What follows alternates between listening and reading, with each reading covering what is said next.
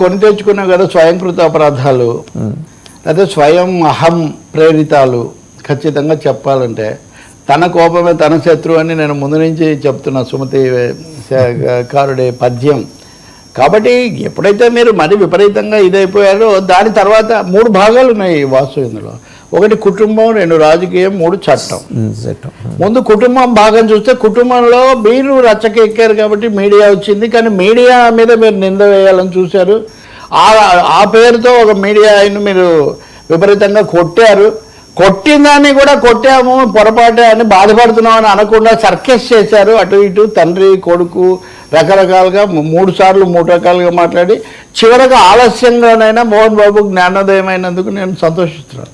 ఇది చాలా ఆలస్యంగా అర్ధమనస్కం అని మీతో అన్నాను కదా, అర్ధమనస్కం చెల్లుబాటు కాదు అని సమాజం గట్టిగా చెప్పిన తర్వాత ఆయన వెళ్ళి క్షమాపణ చెప్పారు. క్షమాపణ